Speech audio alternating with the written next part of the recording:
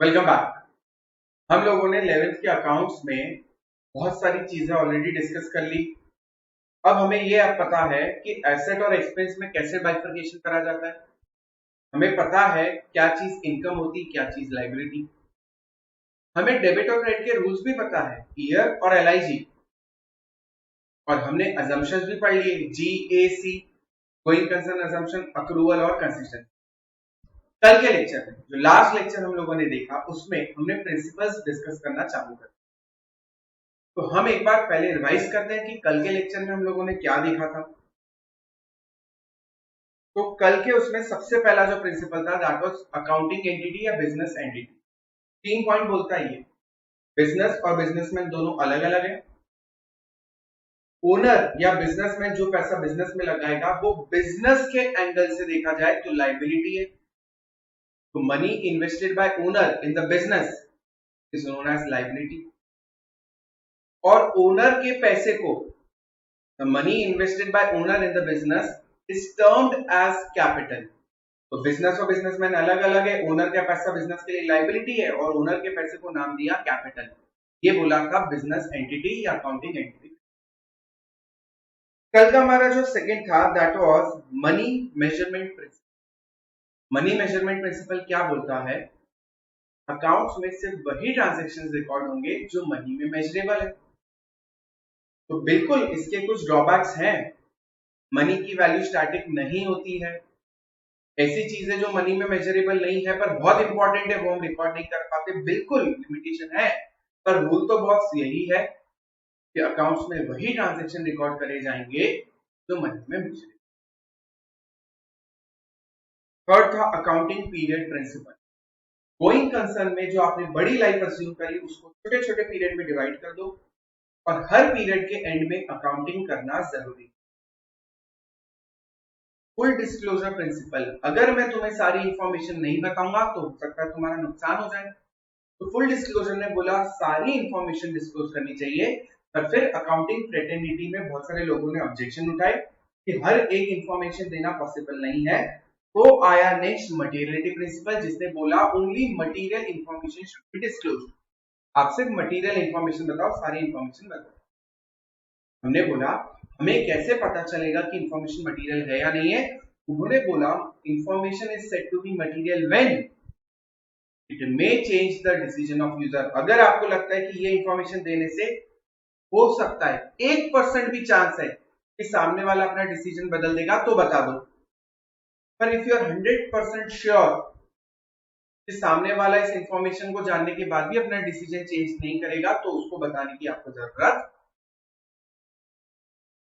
कल का लास्ट था प्रूडेंस और या फिर कंजर्वेटिज्म। दोनों में से कोई भी नाम बोलो, या तो प्रूडेंस या तो कंजर्वेटिज्म। कल अपन लोगों ने आईपीएल के उस पर शर्त लगाई थी और अपन ने समझा था कि एंटीसिपेटेड प्रॉफिट, अगर आपको लग रहा है फ्यूचर में कोई प्रॉफिट होने वाला है तो उसको बहुत आज मत रिकॉर्ड करो, पहले प्रॉफिट हो जाए उसके बाद ही रिकॉर्ड करो। पर अगर कोई एंटीसिपेटेड लॉस है, आपको लग रहा है कि फ्यूचर में लॉस हो सकता है, तो उसको आज ही रिकॉर्ड। तो ये था कल तक का रिवीजन जो अपन ने कल पढ़ा। अब अपन आज से नए प्रिंसिपल्स की बात करते हैं, जैसे हिस्टोरिकल कॉस्ट कॉन्सेप्ट। क्या बोलता है historical cost? Historical cost concept ये बोलता है कि जब भी आप कोई एसेट एक्वायर करो, कोई आप एसेट खरीदो, तो उसको उसकी original price, purchase price, acquisition price पे रिकॉर्ड करना। तो मैंने एक लैपटॉप खरीदा आज 50,000 में, तो मैं अपनी बुक्स में उसको 50,000 पे रिकॉर्ड करूंगा कि लैपटॉप परचेज फॉर 50,000। पर क्या मेरे लैपटॉप की वैल्यू 1 साल बाद भी 50,000 रहेगी? क्या मेरे लैपटॉप की वैल्यू 2 साल बाद भी 50,000 रहेगी? क्या मेरे लैपटॉप की वैल्यू 3 साल बाद भी 50,000 रहेगी? नहीं, वैल्यू कम होगी। पर हिस्टोरिकल कॉस्ट कॉन्सेप्ट बोलता है कि बॉस, आप अपने एसेट को हमेशा आपके खरीदी भाव पे, परचेज प्राइस पे, एक्विजिशन कॉस्ट पे ही रिकॉर्ड करके रखोगे। उसकी मार्केट वैल्यू बढ़े या मार्केट वैल्यू कम हो, आप अपनी बुक्स में उसकी वैल्यू चेंज नहीं। मतलब आज अगर मैंने एक लैपटॉप खरीदा लेटेस्ट टेक्नोलॉजी का 50,000 रुपए में, तो मैं अपनी बुक्स में रिकॉर्ड 50,000।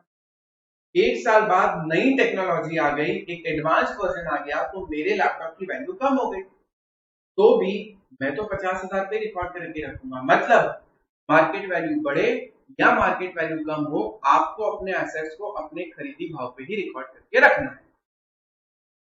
पर हाँ, डेप्रिसिएशन चार्ज कर सकते। What do you mean by depreciation? जब आप किसी अपने एसेट को यूज करते हो, तो यूज करने से उस पर खरोच आती है, क्रैचेस आते हैं, वियर एंड टियर होता है, उसकी वजह से उसकी वैल्यू कम। मार्केट वैल्यू की वजह से नहीं, यूज करने की वजह से जब आपके एसेट की वैल्यू हर साल थोड़ी सी कम होती है, उसको बोलते हैं डेप्रिसिएशन। आप वो माइनस कर सकते हो।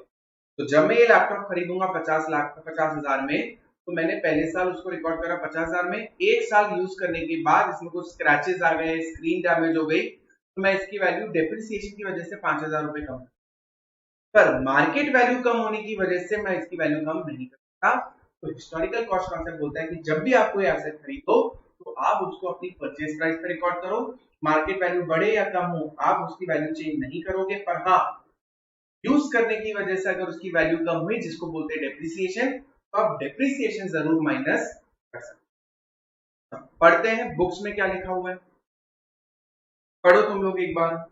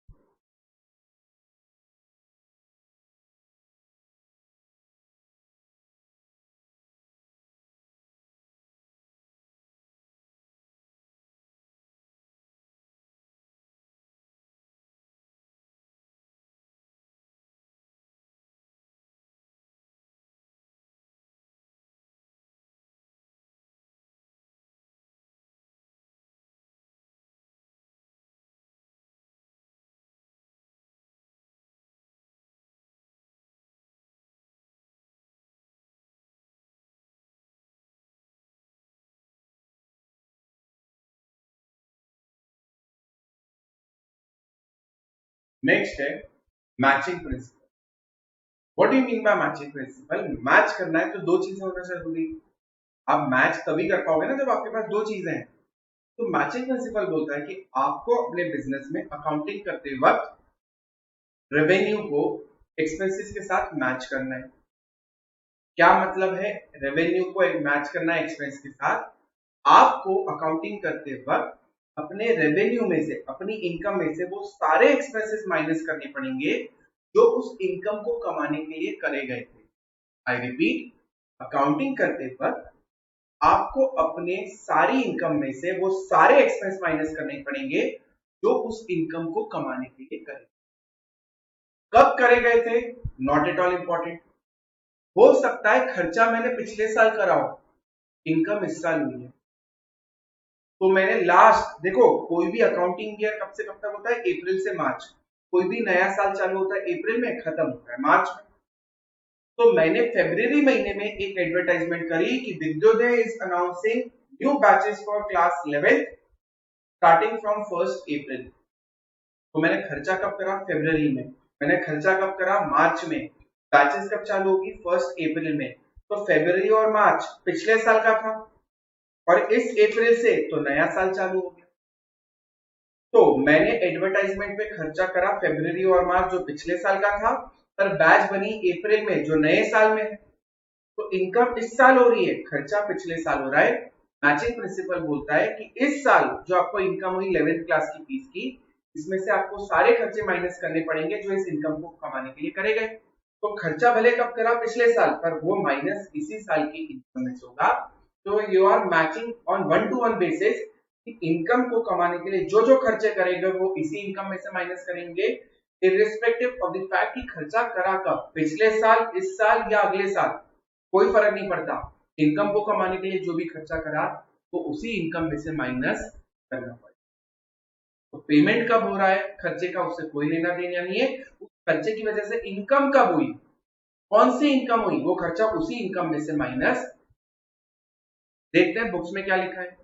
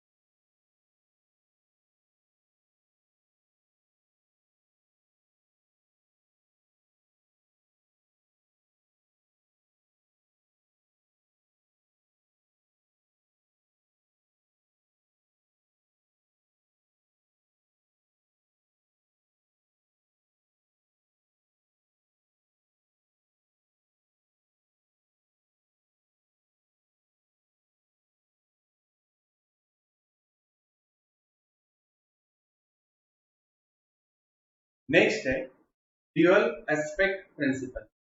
Now what does dual aspect principle say? Every transaction which is recorded in account, every transaction which is recorded in account will have at least two effects. I repeat, every transaction recorded in account will have at least two effects. So tell me, how many effects will a transaction have? Tell me, how many transactions will an transaction have? You said two. Answer is wrong. Correct answer is at least two. There is a difference between two and at least two. तो हर transaction के कम से कम दो effect होंगे।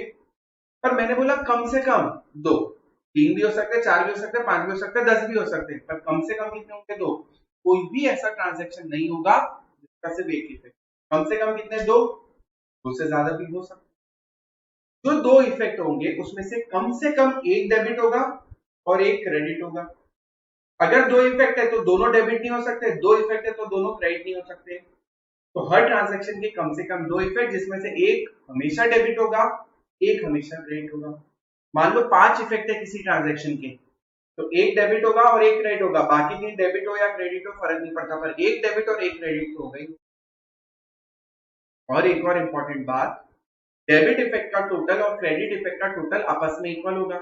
मतलब अगर 5 effect है, 5 में से 2 डेबिट है और 3 क्रेडिट है, तो 2 का डेबिट का जो टोटल होगा that will be equal to 3 का क्रेडिट का टोटल।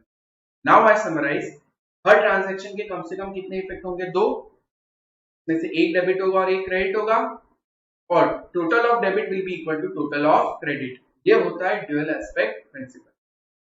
पढ़ते हैं बुक में क्या लिखा है।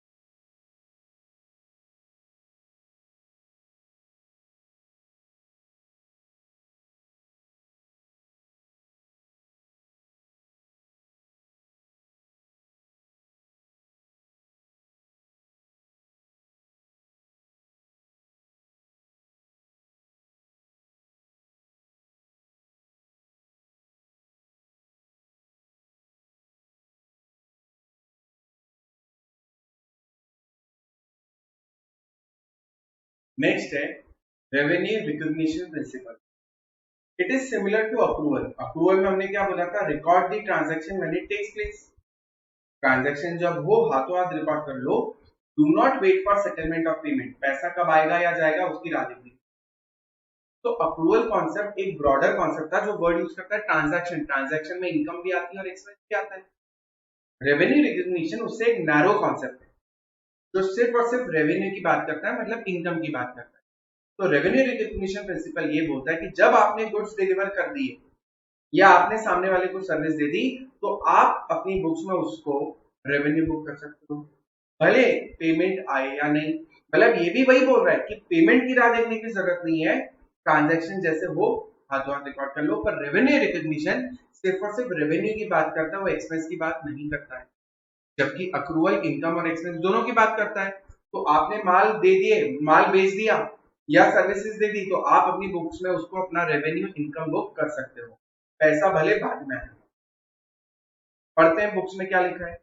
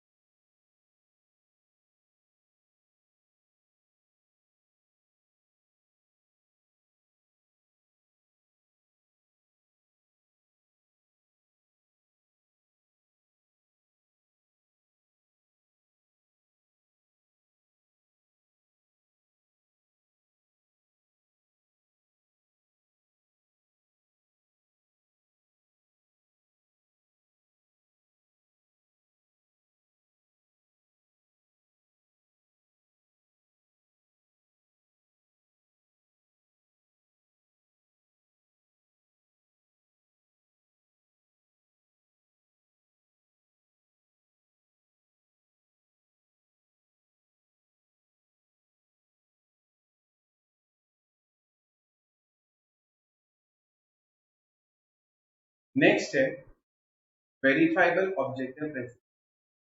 वेरीफाइबल ऑब्जेक्टिव प्रिंसिपल क्या बोलता है कि वेरिफिकेशन होना चाहिए बॉस।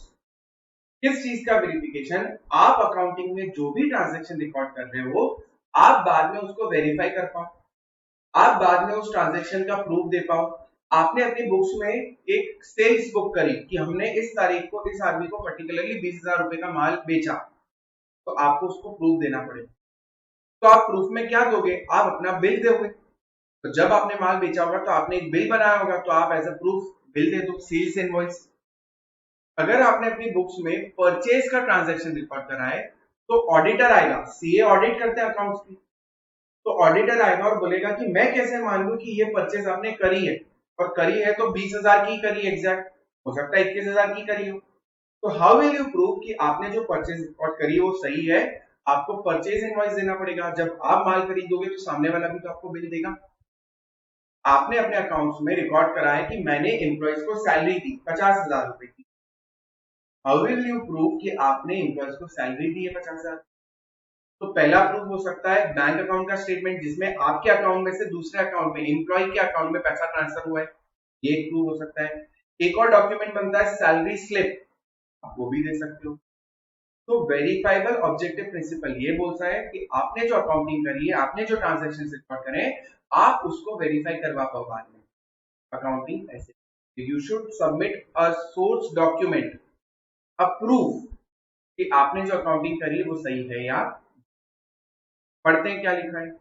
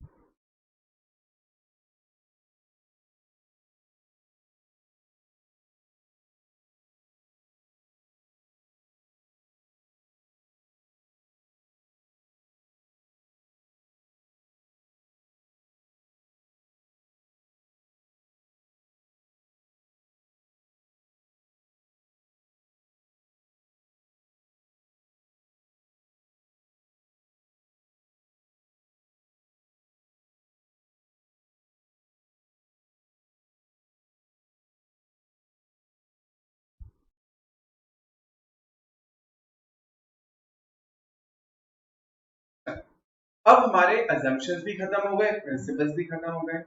अब हम प्रैक्टिकल अकाउंटिंग की तरफ बढ़े। तो आप अपनी नोटबुक बाहर निकालें और इस टाइप का एक टेबल बना लें। जैसे ये टेबल है वैसा कॉलम बना ले। फिर मैं आप लोगों को आज सिर्फ 2-3 ट्रांजैक्शन कराऊंगा सैंपल बेसिस पे, फिर बाकी के ट्रांजैक्शन हम कल से करेंगे। तो अभी नोटबुक निकालो और 2 पेज के लिए, पूरे 2 पेज के लिए ऐसा एक फॉर्मेट बना लो। मैं आपका वेट कर रहा हूं।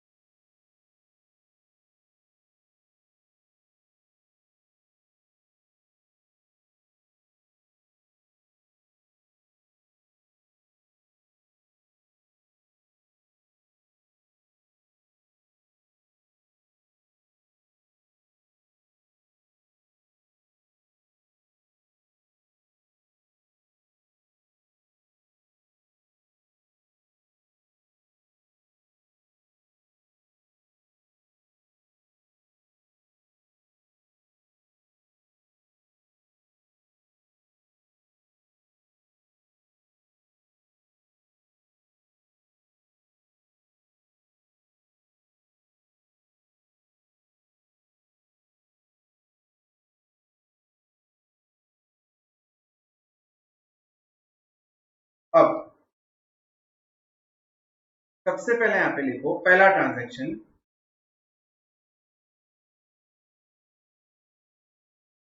Business started with cash. आप लोग लिख लो, मैं वेट कर रहा हूं। Transaction first, business started with cash.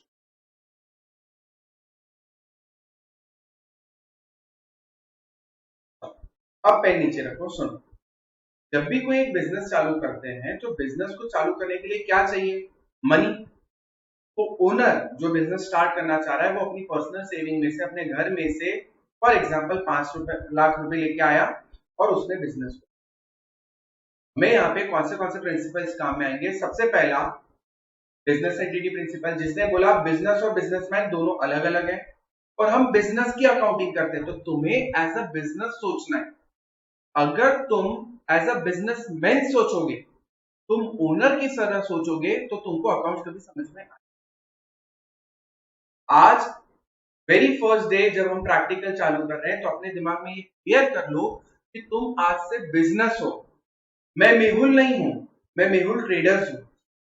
अगर किसी लड़की का नाम है गौतमी तो वो गौतमी नहीं है, वो गौतमी ट्रेडर्स है। तो बेसिकली आज very first day when we begin with our practical part, we should understand that our thought process should be as per a business, not businessman.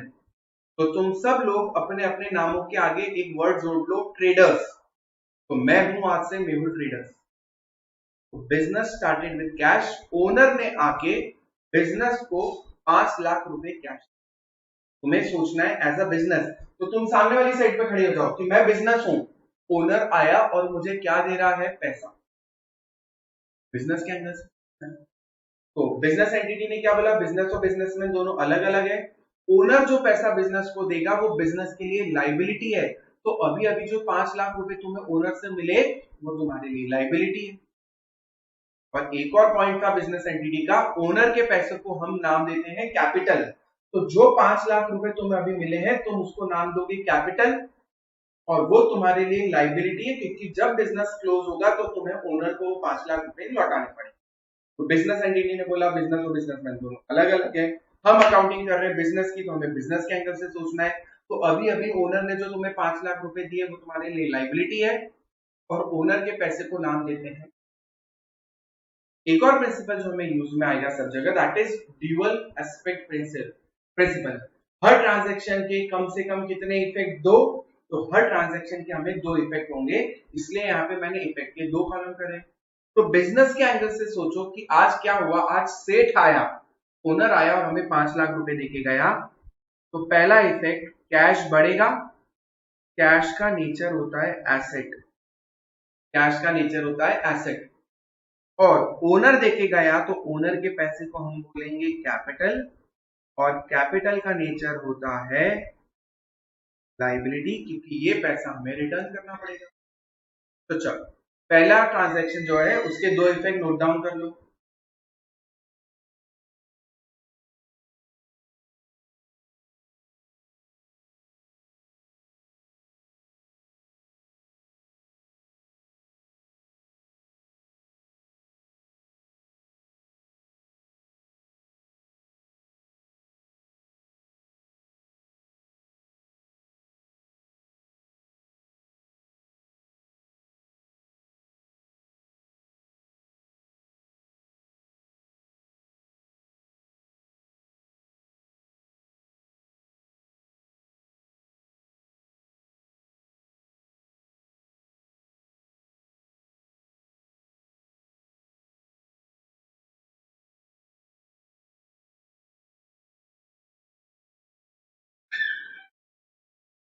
चलो नेक्स्ट लिखो,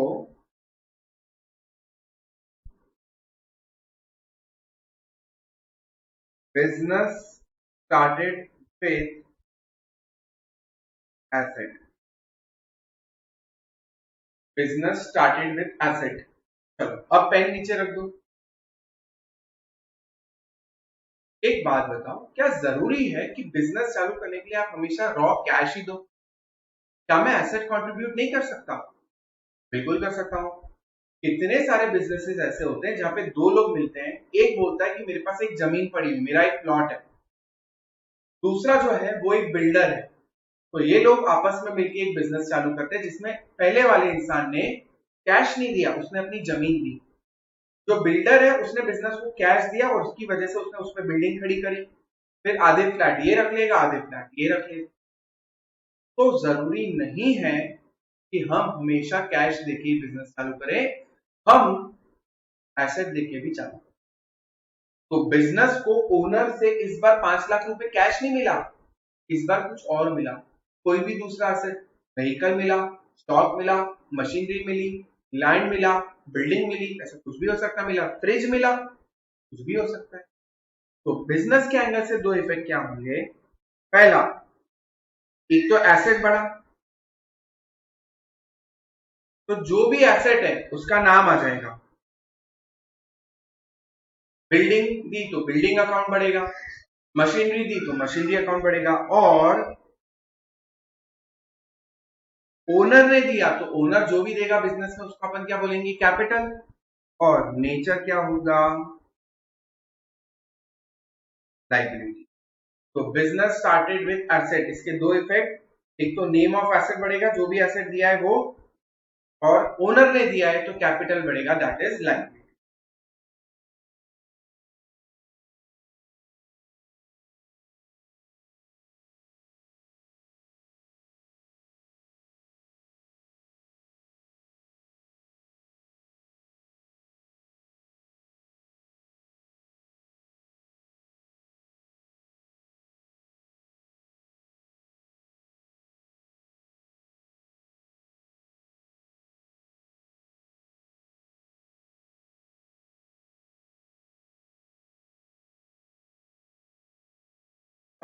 तो आज हम लोगों ने हमारे जो रिमेनिंग प्रिंसिपल्स थे वो सारे खत्म कर लिए, और आज हमने सैंपल बेसिस पे दो ट्रांजैक्शन के दो इफेक्ट करे। जो ड्यूअल एस्पेक्ट ने बोला कि हर ट्रांजैक्शन के दो इफेक्ट होते हैं, इसके हिसाब से हम बिजनेस में जितने ट्रांजैक्शन होते हैं उन सबके दो दो इफेक्ट आपसे याद करना चालू करें। तो आज सिर्फ इंट्रोडक्शन में मैंने सिर्फ दो ट्रांजैक्शन लिए एज एन एग्जांपल, जिसके मैंने दो इफेक्ट लिखवाए। कल के लेक्चर में मैं बाकी सारे ट्रांजैक्शन तुमको ऐसे दो दो इफेक्ट चालू कर दूंगा। तो आज के वीडियो में मैं सिर्फ इतना ही पढ़ाऊंगा, पर वीडियो खत्म करने के पहले सबसे इंपॉर्टेंट चीज, हमारे डेबिट और क्रेडिट के रूल्स, अगर वो नहीं रिवाइज करा तो फिर कोई मतलब नहीं रहेगा। अगर हमारे डेबिट क्रेडिट के रूल्स वीक रह गए तो अकाउंट्स में प्रॉब्लम आएगी। चलो मैं पूछता हूं क्वेश्चंस, तुम्हें अपने मन में आंसर देना। एसेट को कम करना है, क्रेडिट।